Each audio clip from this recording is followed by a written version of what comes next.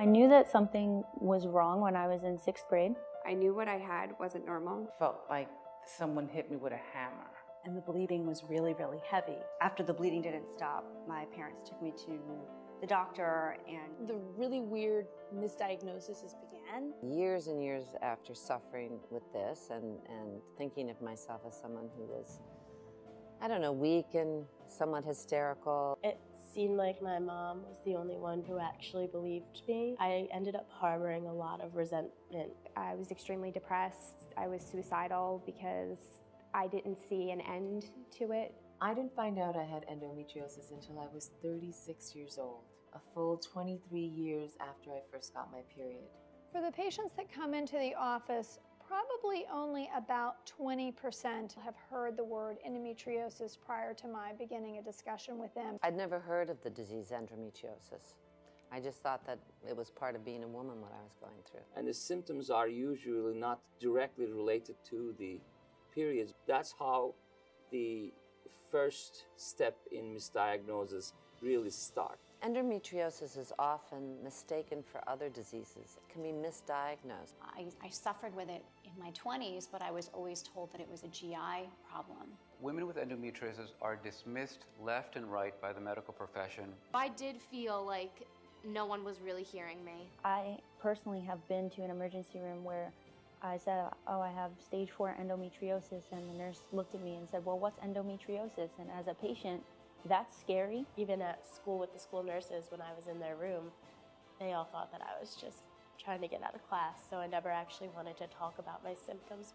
when I finally had surgery at 36 and the nurse leaned over and said, "You have endometriosis," I was so relieved because I finally felt exonerated.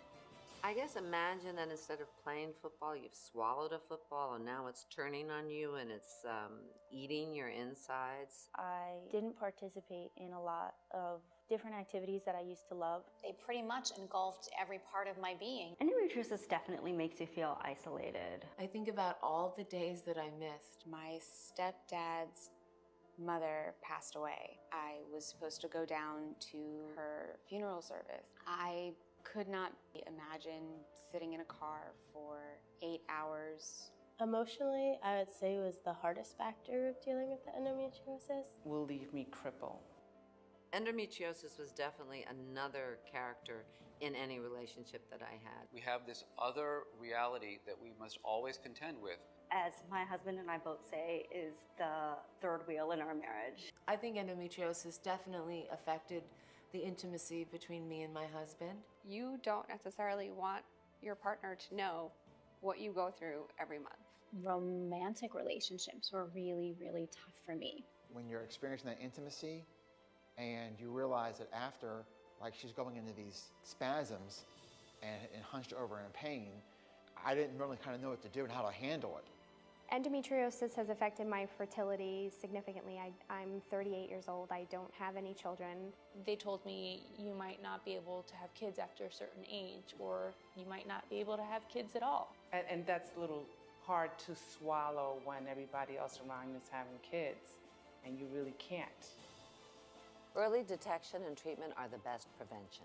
I think so. If we're going to educate the public, I think we really need to start educating the doctors as well. Endometriosis is a war that patients fight every day. It is not normal for your daughter to be laying on the couch suffering, saying she can't go out of the house. Don't be afraid to ask questions.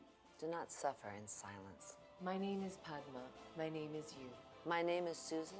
My name's Alyssa Rivera. My name is you. My name is Leslie Okerson. My name is you. My name Is you. My name is Jumka. My name is you. My name is you.